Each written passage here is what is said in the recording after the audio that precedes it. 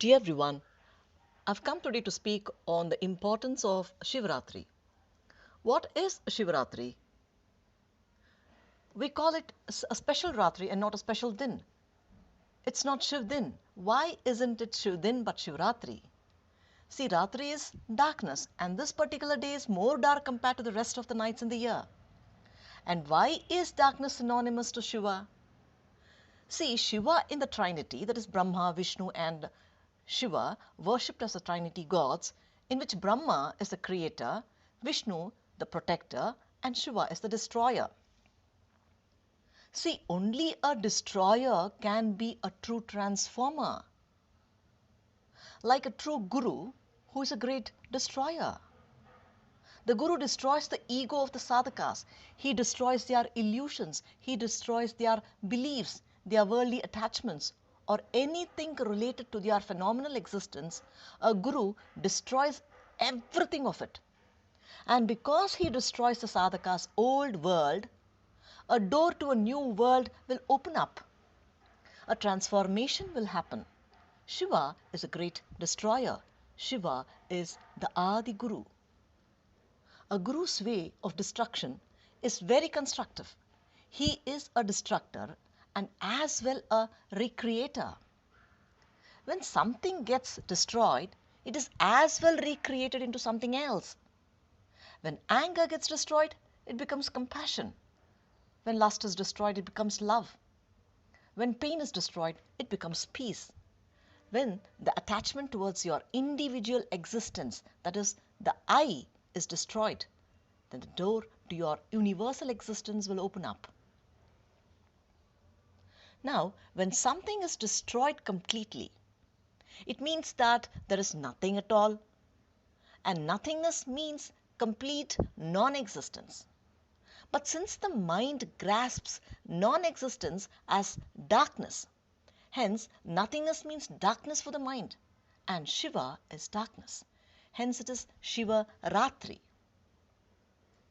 Now don't take nothingness agnostically, that is negatively. Shiva is the creator. When his creation is so incredibly full of life, then imagine how vibrant Shiva is. Nothingness is not just darkness or a negative existence. It is fully consummate. That is, nothingness constitutes everything.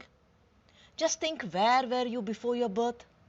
Because you were nothing before you entered your mother's womb, you are a something now. And you will become nothing again after death, only to become something else again. And this cycle of something becoming nothing and nothing becoming something keeps on continuing. Only that nothingness has been perceived by the mind as darkness. So Shiva is portrayed as darkness. And darkness is not a fear thing. Is sleep a fear thing? Don't you love to fall on the lap of sleep? Only sleep restores your body and mind its lost energy. So darkness is refreshing energy, soothing energy, a motherly energy. Your day to be active and energetic, you should have a sound sleep. The day is active because of the night. Darkness is a creative energy. Like when you bury a seed inside the earth's darkness, it sprouts out of the earth, that is into light. Darkness is the life giver. Like in the womb of your mother, you were in extreme darkness. And we all know what heavenly peace a mother's womb is. Shiva, the creator, is such eternal peace. Creation is the visible part of Shiva. Shakti is creation, but she is incomplete without the creator. Shakti is complete only when she marries Shiva, and on this day of the Shivaratri, Shakti naturally rises herself to her full potential and meets, or to say marries, Shiva. Now to explain this phenomena in a body, see the Shakti, that is the Kundalini Shakti, rises from the Mooladhara chakra and conjoins herself in the Sahasrara, that is the Shiva. Sahasrara is the abode of Shiva. The Shakti rises from the lower end of our spine, that is the base of the spine, and reaches the lotus chakra to conjoin Shiva over there. This ascension of energy happens very naturally on this particular day. For what to achieve, you have to practice several years of severe austerities.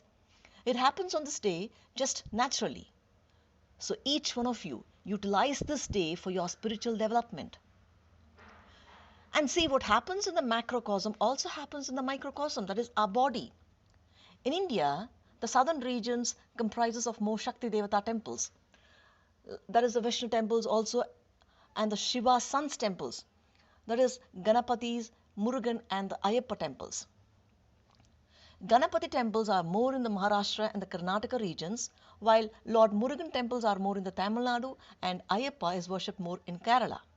While Lord Shiva's temple are more in the north part of our nation, that is the Kashi, the Kedarnath, Amarnath and the Kailash.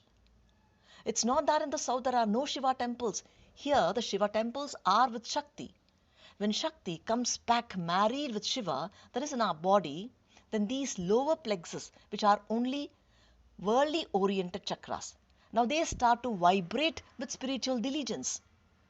Even in our physical self, Sahasrara is the Kailash of our body and the lower plexus are the places of Ganapati. That is at the Mooladhara it's Ganapati and at the Swadhisthana it's Brahma and Saraswati. At Manipuraka, Vishnu and Lakshmi are situated and so on. Mooladhara is a seat of physical sensuousness and Swadhisthana is a seat of sexual orgasm. And as this energy rises to Sahasrara, it exuberates to universal orgasm.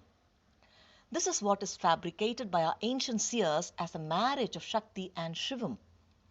Here, even in the marriage procession, Shiva is portrayed as being accompanied with devils and demons along with him.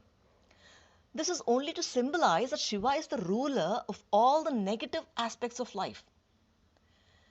See, even in our mind, if for any reason you feel depressed or slip into any area of your dark part of your mind, that is, if any negative quality curbs you strongly into its hold, then don't fight with it. Simply accept it, because if you fight, you will only be fighting with shadows. Instead, simply accept that negativity, because acceptance will itself create transformation in you. If only all mad people accepted their madness, then they will instantly become sane people. The problem is nobody accepts their infirmities. Everybody is in the wrong notion that they are right, that they have no negative qualities in them. Accept your darker side, then growth will happen on its own. A mad person is like a stagnant water, there is no growth in him. He simply stinks. Growth happens or transformation of consciousness happens only by you accepting your darker side. Moreover, the darker side is not a sinful side. It is only a dormant part which is ready to express itself into life's higher potentialities. All mad people are on the verge of enlightenment. So once you accept your darker side, you will immediately spring into light. Shiva is the destroyer of all darkness in your mind, of all the madness in the mind. So let's utilize this day to transform ourselves. Thank you for listening now.